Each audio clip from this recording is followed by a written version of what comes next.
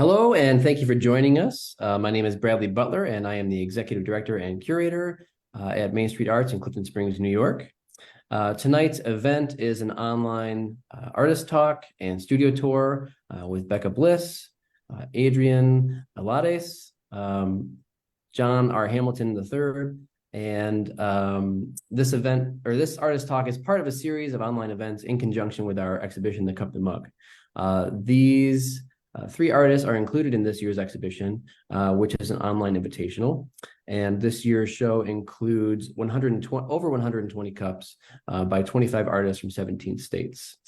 So I'm going to just read a little bit of background info about each artist as I show you some of their work, so you can get a little glimpse of what they do.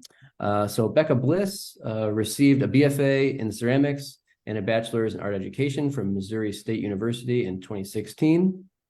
In 2019, Bekah joined the Kansas City Urban Potters, an artist collective that's expanding the visibility of contemporary studio pottery through public lectures and curated exhibitions. And Bekah currently teaches monthly classes at the Belger Arts Center and is the part-time studio manager for 323 Clay. Adrienne is a studio potter and educator living in Vancouver, Washington.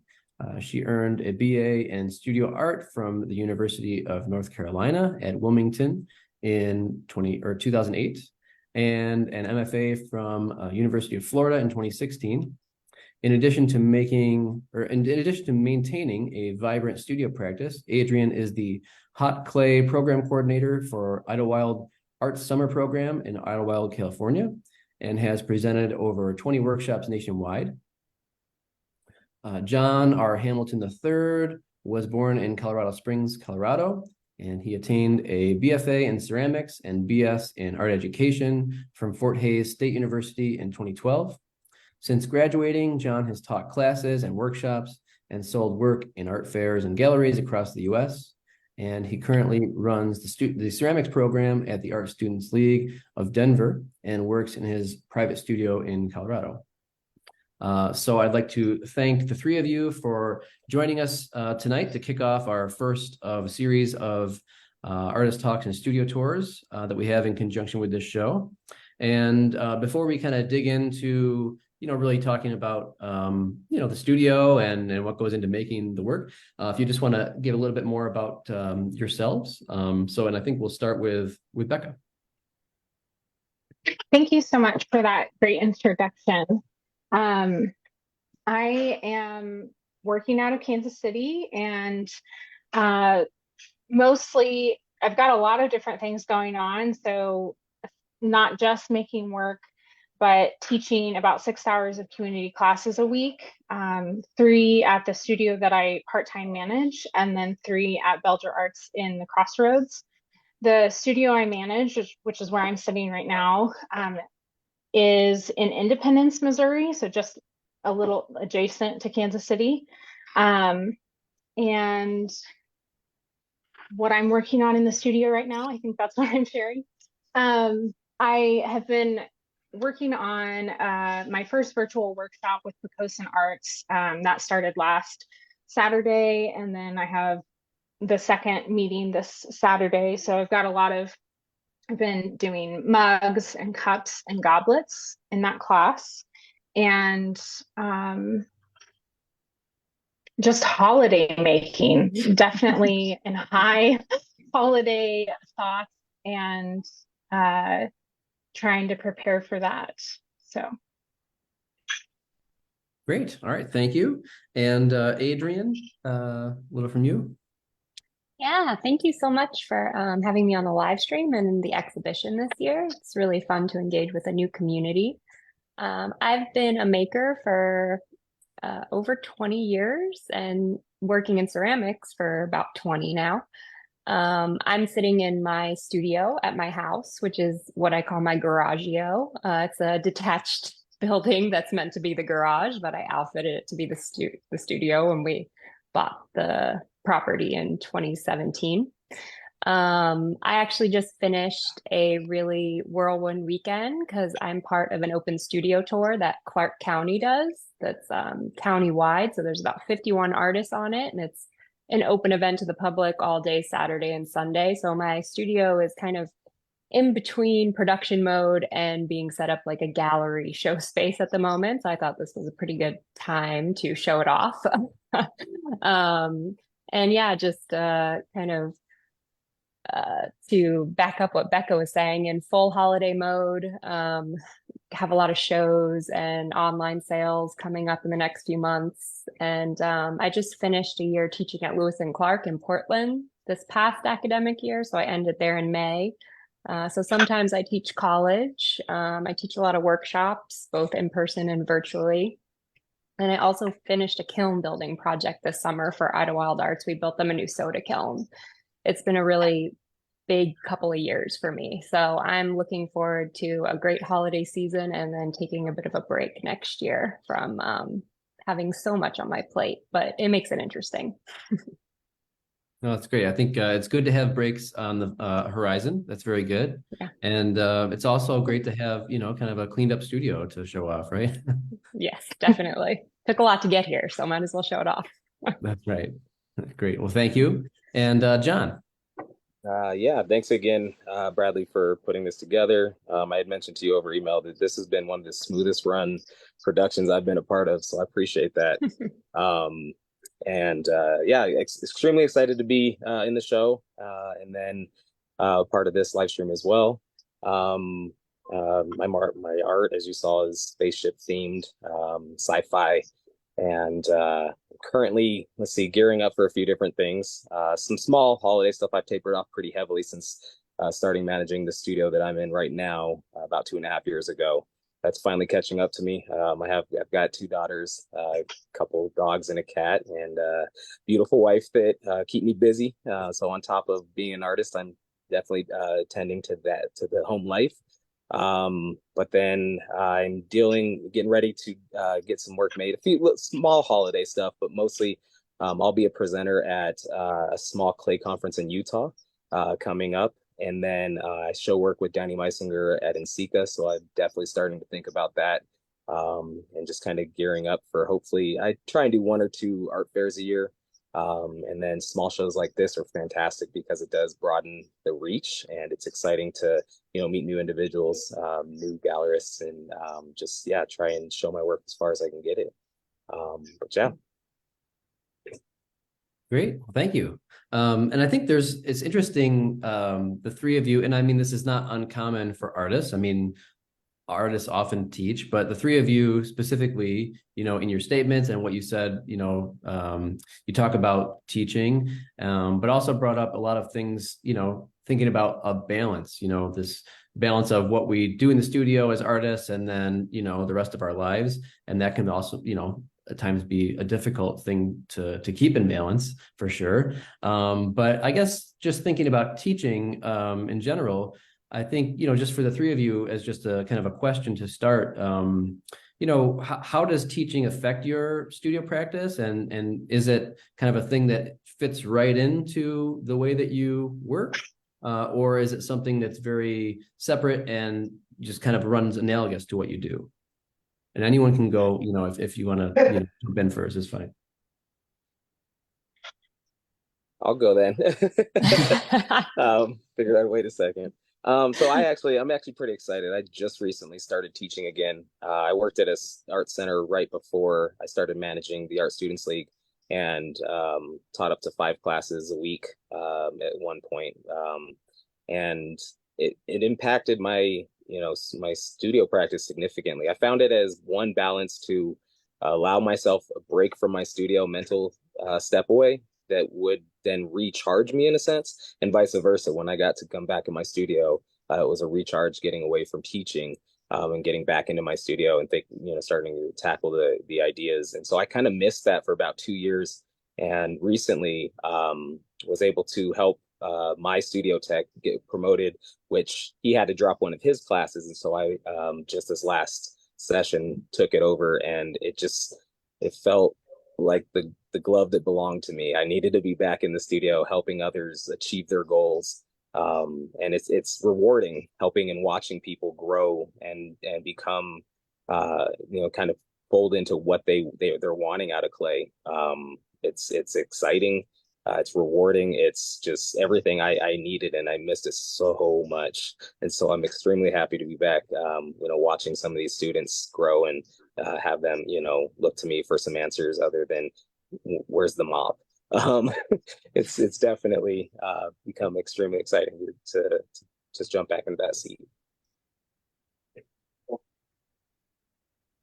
Cool. Yeah, Thank I you. definitely I agree with you on that. It's teaching is really powerful, and provides a lot of opportunity for growing others through the knowledge that we know. And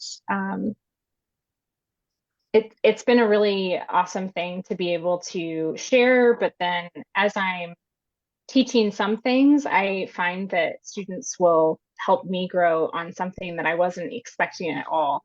It's definitely one of my favorite things. I would really agree with that. And I don't think I see them as separate. I think I just see them as, kind of two arms of my art practice. I will admit that sometimes I need breaks from one or the other, and then I can lean into teaching or I can lean into making more heavily. But it's just really nice to kind of come full circle and have the opportunity to facilitate a creative space for people rather than focus on myself all the time.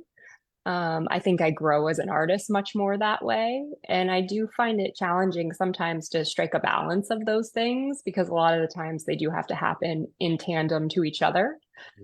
But, as long as I can keep myself being in a creative career instead of having to get another job, I consider that a win. So even if it gets to be too much sometimes, I just kind of try to put it in perspective and I say, this is what I love to do. And it ebbs and flows. And you always do get those breaks when you need them.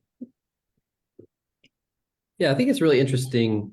I think living a life that has in a creative way, as artists, you find different ways to, still be in a kind of creative state, even if it's teaching other people how to do the thing that you're also doing. And I think the more that we can, do that thing, then it keeps us from maybe either having to do other things which are not creative or not using those parts of our brains or the things that we really want to do. And also I think it's great when we can find a balance, to kind of like have that thing to bounce back and forth between is really, really rewarding, I think. So, and then thinking about your studios, I know that Adrienne, you called it a garagio, is that right? Yeah. So Yep. do we let's get into thinking about how we carve out spaces and call them studios, right? I mean, the best scenario is, well, at least from my perspective, the best scenario is to be able to, walk from one room of the house to go to the next. But also there's a great thing about being in a community space or somewhere that's outside of your home for various reasons as well. But can you tell us, I guess since we just mentioned the garagio, do you want to tell us a little bit about that and, where were you working before this and how has it been working there now? Yeah, so I worked in clay for 15 years before I got this space. We bought the house in 2017, did a lot of work to outfit this space because it was a pretty scary, dilapidated building when we bought it. So it wasn't ready until about a year later. And before that, I had been working at Ash Street Project in Portland, which is a ceramic space mentorship program and sort of a residency where they had visiting artists. So that was my role there. And, I'd always been in a school or a community space or community college or something like that before. I also worked for a lot of artists in the past. So sometimes I had space in their studios. And I felt like I spent those 15 years working in other people's spaces, learning what I wanted out of my own space. And while it does get a little lonely in here sometimes, I will admit that, because my dog is not the best conversationalist. It really allows me to focus. My work is pretty time intensive these days, and it's really nice to just kind of be able to let it sit out, go inside, eat dinner, do something else, and then come back when it's ready, or kind of have a more organic flow. Because when I was commuting into Portland, I mean, it's only about 10 miles away, but depending on the traffic and the bridge traffic, it could be, 20 minutes, it could be an hour and a half. So that's pretty disruptive and kind of was lacking and giving me enough time to work in the studio, even though being a part of that program gave me an incredible network of artists in Portland to be plugged into. And I'm really grateful that I landed there for about the first year that I lived in this area before we moved up here and I got my own space. And it feels like a gift to have this space now. It was a long time and a lot of hard work to get it to what it is. And I think having this open studio tour this past weekend too, it always reminds me of like how lucky I am to have this space and kind of the journey that took me here, because a lot of people come on the tour that are just like other artists or hobbyists or art enthusiasts that want to see how people set up their creative spaces. And not everybody on the tour has maybe a dedicated separate space. It might be like their basement or a room in their house. And for a lot of things, that's perfectly okay. For clay, that tends to get a little unsafe depending on, if you're sharing ventilation with your primary home. So that was the decision to outfit this space, really. I could have put it pretty easily in my basement, but I was just a little worried about kind of the health and safety factors for my family. This is just a 1-car garage. I tried to maximize the space as much as possible. I've had assistance in here in the past. I really haven't had any since COVID, though, just trying to keep myself kind of isolated from that whole scene during that time. And yeah, I have a couple kilns and wear carts, and I think people are amazed that I can do so much with so little. I don't even have water in here. That was a pretty hard decision, but it just wasn't in the budget. But you adapt, you learn, you figure out what you absolutely need and what you don't. As far as like mixing glazes and things like that, I've had to make compromises as well, not being in a proper space, but everything is just kind of an opportunity to figure out what works for you in this time and in this space. And for the most part, I've just figured out all the systems that I need to work well in here, even though it's not a proper ceramic space and I don't have any water. Yeah, but I think, over the time that you've been in different spaces, you kind of learn like, oh, well, I think when I get my own space that I feel is ideal for me, I'll be able to do this and I won't want to do that, those kinds of things. And would you like to show us a little bit of the space? Sure. Let me go ahead and switch the camera if I can. Okay, so I am sitting at my main table. This is my decoration station, is what I call it. So I have this pegboard that is equipped with all of my important tools. And then I have shelves next to it that are my Amico underglazes. And all of these little slip trailing bottles are filled with glaze. That's how I apply most of my glazes to my stencil work on my bisque. My scale, and this is my 2 kilns. I have a little baby kiln and my big mama next to it for when I have a lot of work. I really thought about the aesthetics of this space. So everything is kind of very designy in here. These are my kiln posts and they just kind of live right next to the kilns for ease. I have this big IKEA unit that I kind of put all of the mishmash, glazes and my handle reclaim for my slip casting, and then books and molds, and it gets a little less clean when I'm looking at this, but it's very functional. I also have a little table, and underneath is my clay reclaim that you can see is drying. And then just some shelves for finished work. Have got to have that shop vac, of course. And I was really lucky. My neighbor right across the street is a retired production potter. So she gave me this pug mill, which was amazing, game changer for my reclaim. And then this is my main wear cart, which right now is set up with a bunch of finished work from the open studio. I am not one to kind of build something when I can buy it sometimes for cheaply. So instead of building a bat rack, I got a record rack. because bats and records are incredibly similar.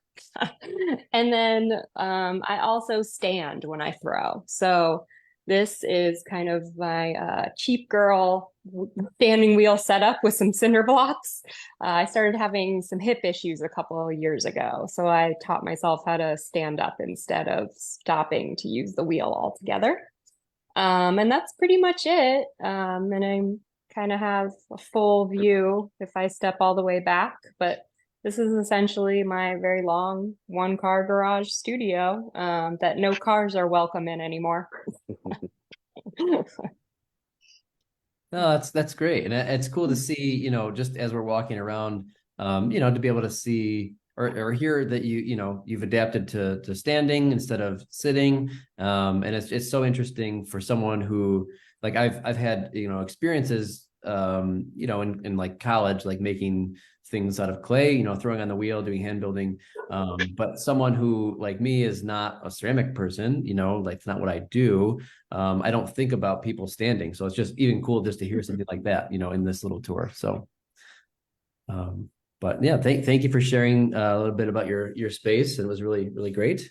Thanks. And John, would you like to go next? Yeah, sure. So I resonate, I think, as a lot of us do when we start to get into realizing that ceramics is bigger than just making some pots and throwing them through a kiln, and the hurdles that we have to go through with the types of studio spaces we're in. I talk a lot to students at the league about the studio starts in your mind. All the fancy equipment that we have there is something to kind of work toward if you want that and need that in your space. A large slab roller isn't necessary. Tabletop slab rollers for a small studio, personal studios, are almost anybody ever needs. Just thinking about what I've gone through. I mean, my first studio space was in a spare bedroom. That oddly, the washer and the dryer were in the separate rooms, and I had the dryer in the room, so it became a place to stage work or just store junk. And I threw up cardboard on the floor and on the walls to prevent clay splatter.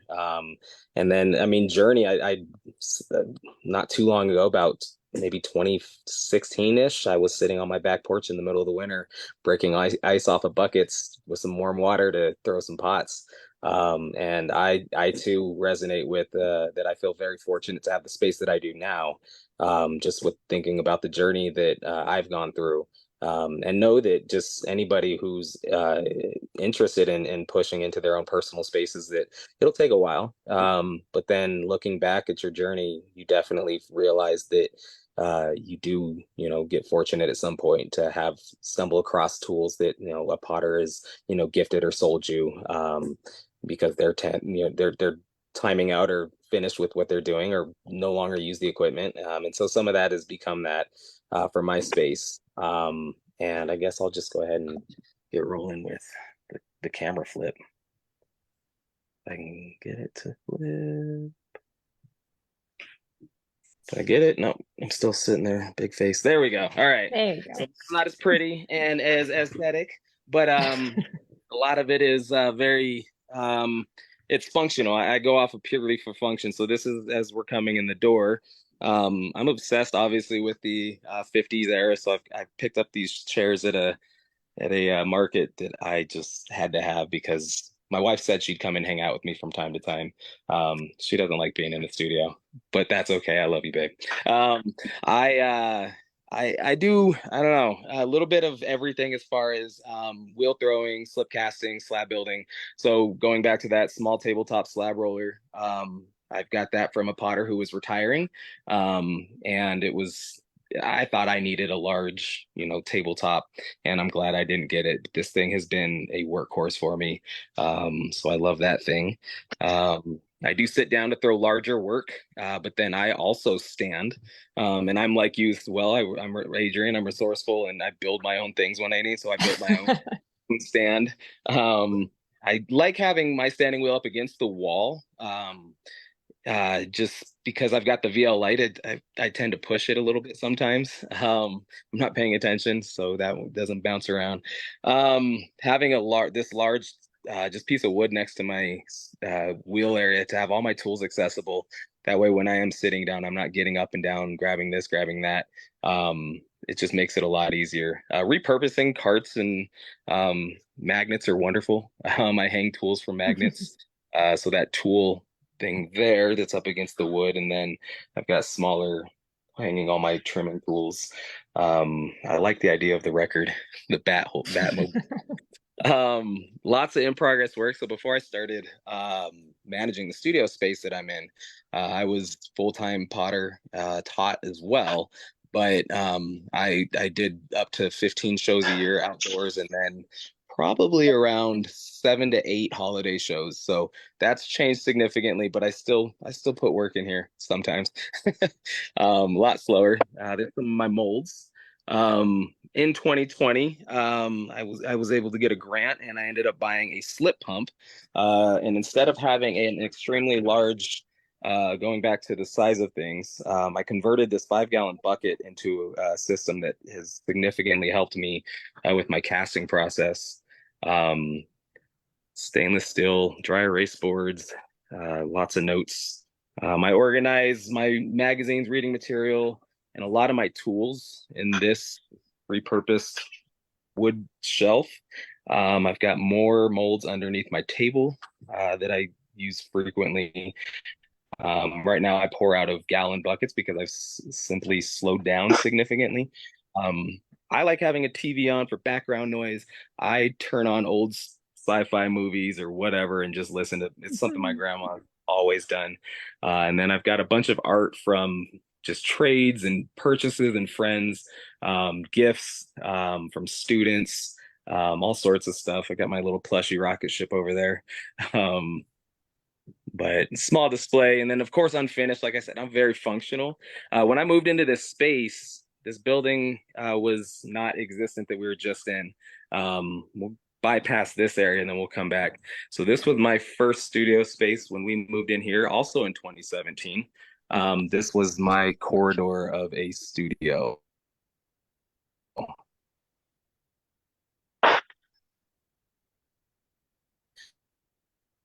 I think we just have maybe a Wi-Fi issue there, John. Uh-oh.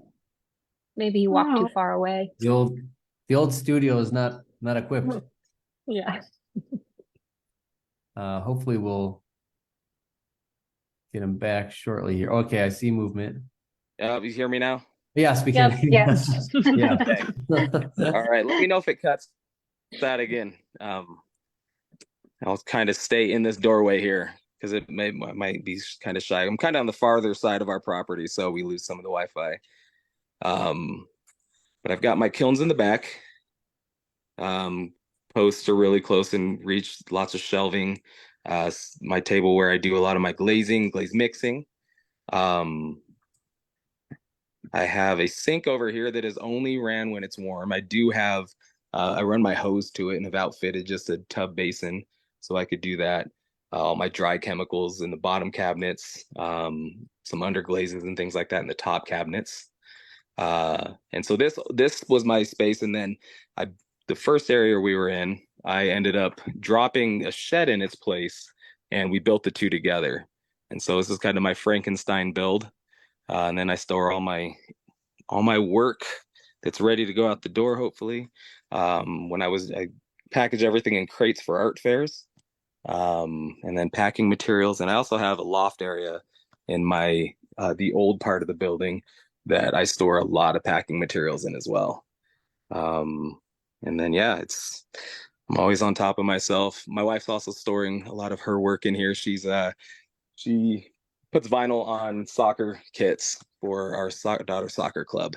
So we share the space a little bit, but yeah, that's it. This is, like I said, also it's definitely a dream for me to have a space that it functions the way that it does for where I thought I'd be. I thought I'd still, even when I think about it, I'd be in a bedroom, hoping to sell pots. And it's crazy that the dream has kind of come true, and I'm actually doing it. So it takes time, but eventually it does happen.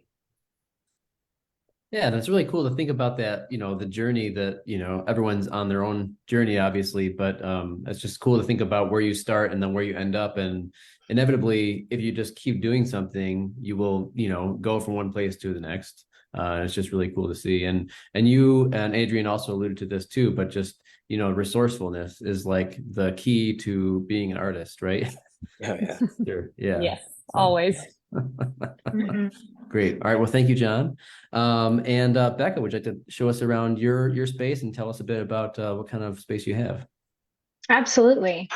So, as far as the journey of studios, it is kind of an interesting, it's kind of come full circle for me. So when I left undergrad, I got a residency at 323 Clay, which is the studio that I now manage. So I had a space, a little bit of a smaller studio space in the community studio here. And as that 2-year residency ended, I actually was kind of unsure of what was going to happen. And then got very lucky that the Casey Urban Potters, their downtown space, it has a front gallery and then 3 studios in the back. And they had one artist that was moving out. And I was offered that opportunity to come in and be in that space. Unfortunately, last year in December, we moved out of our brick and mortar space, and I lost that studio. Rent got too high, and so oops, losing you here. And so I moved most of my studio things home to my basement, and was kind of like, I had gotten the part-time manager position here just the year before. And so I worked it out with the owner that I would get a little bit more space here. And that was a massive benefit to me as a part of this role as part-time studio manager. So the 10 by 10 space that I'm about to show you, I'm making everything from the beginning, but then as soon as it's finished, it goes home, it gets photographed. I'm have shipping supplies at home. I bought my own kiln, and it's just sitting at my house kind of waiting for another time. I got to use it for just a little under a year actually, because of when I had ordered it in COVID, it took like forever to get to me. So I'm grateful to have a kiln, but it's kind of just sitting, and I'm using the community studio kilns for the time being. So let me switch you around. Oh, I don't want to leave. Okay. Um, let's see. So this is my main desk here. Oh, if I can zoom out. Just a second. I might not be able to zoom out for you, but I can step back. So that's my main desk that I'm working at. I have bisque stamps that I use, and like my main tools right where I need them, a little bit of inspiration on a cork board, some mugs that I drink out of, sketches on the wall.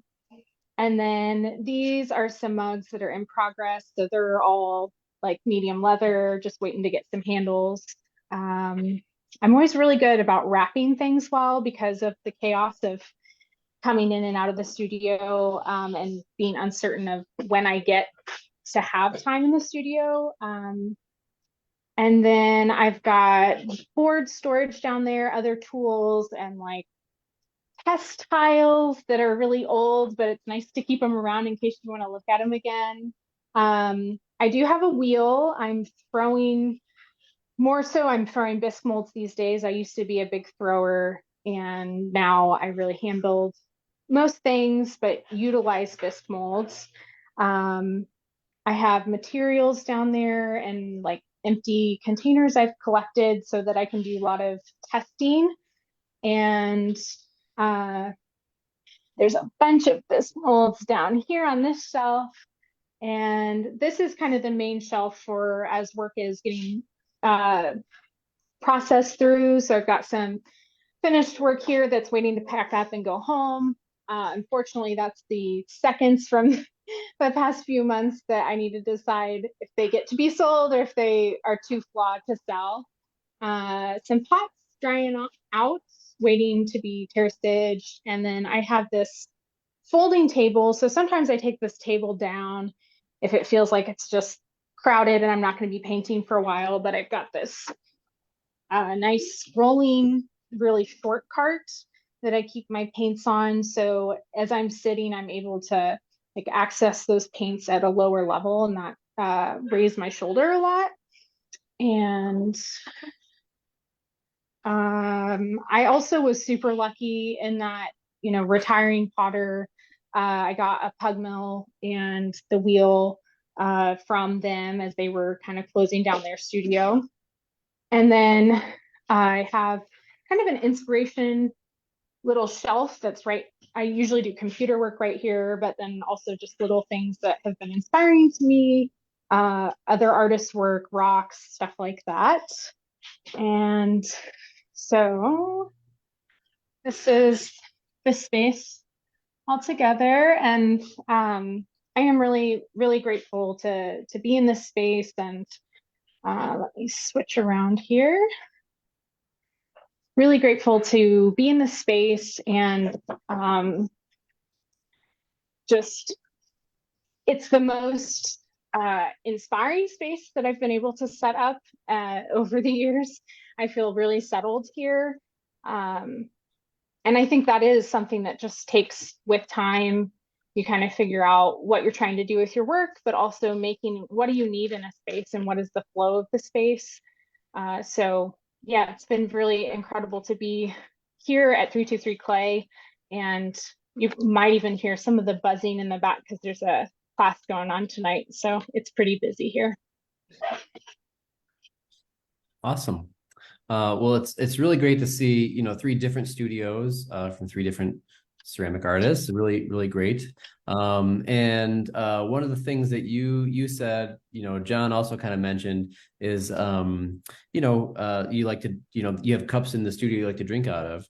And I think that, you know, as artists, you know, trades are a thing, you know, we all trade with each other. Also, you know, buying cups, like we, you know, my wife and I have a big ceramic collection. So it's great to like pick out what cup you're drinking of that, you know, out of that day. So do any of you have anyone you do like a shout out, your favorite go-to, you know, now this is, you know, you may not, you know, I don't know, but it's a lot of pressure. I'm down to get controversial. You have a go-to mug from someone else that you use on a regular basis? Yeah, I have a Today- couple. Oh, go ahead, Becca. Today I'm drinking out of Sarah Veek, and she's a local Kansas City ceramic artist. So I'll shout out to Sarah Veek. Cool. Yeah, I have a couple. Unfortunately, they're all in the house because that's where my collection lives, but a lot of them make it out to the studio quite on a regular basis. My favorite mug of all time was made by my friend Sam Lopez. He's a potter and teacher that lives in San Diego. And it's just this little sweet mug that kind of holds the perfect amount of coffee before it gets too cold because I drink incredibly slow. And then another mug that I have that's a go-to is from an artist that lives in Portland. She's actually a figure sculptor, but she is a really phenomenal potter too. Paige Wright. She makes really comfortable handles. So I have a few of her mugs that end up in the studio quite a bit. And it's like I get to hang out with my friends when I'm in here alone. That's great. And Sam Lopez was actually the Cut the Mug before it was invitational, used to be a juried show, and Sam was in a couple iterations of the Cup the Mug in years past. So that's cool. Nice. I'm not surprised. I've got I love them all, of course. I recently picked up a Renee Lopresti mug though, because she started doing her space. I'm gonna definitely be biased to the space themed things. But Renee Lopresti, I've got a few that I love. That's the one that sticks out right now. I've used it a few times. I grip it tight. I bring all my mugs with me to work. So I grip them tight in the car on the way to work. I would say, but that's my top one that I'm constantly just like, yeah, let me get some use out of this bad boy. But a friend from college that I just admired throughout the process of getting my BFA, he taught me a lot about just pottery, and I admired his work just growing through college. And I have several of his cups that I constantly pick up because he just makes a good hand. I'm obsessed with handles as well. He makes just a phenomenal handle, and I can pick any of his mugs up and know that it's definitely a Mark Freeman. With my eyes closed. But just yeah, I love highly functional wear, but I also like the ones that are a little precarious to drink from. Yeah, definitely. Thanks. And Renee was in the Cup the Mug years past as well. So yeah, it's cool to see how, I mean, I think whenever you think about any kind of community, you realize how small it is, but it's really cool to see the clay community. It's you mention a name and multiple people will know who you're talking about. It's really, really cool. So well, I'd like to thank the three of you for sharing a little bit about yourselves and your work and showing us your space. I think it's been a really cool view into where the work is made and who's making the work. And I just want to remind everyone out there that the Cup the Mug 2023 is on mainstreetartscs.org. It's an online only exhibition. And it is viewable on our website through the 2nd of December. And definitely encourage you to go check it out. You can, view just all the cups on one page on the shop page, or you can go into the exhibition page itself, learn more about each of the artists, and see their work specifically just by that person by doing that on the exhibition page itself. And also be sure to tune in each Tuesday in November for more of these talks and tours. I'll be doing them 7:30 p.m. Eastern Standard Time on Facebook Live. And we hope that you tune in for more. So again, thank you all for doing this tonight. Really great having you, and wonderful to have you in the exhibition itself. So thank you to all of you. Thank you, Bradley. Thank you. Appreciate it. So nice to meet you all. Very nice to meet you.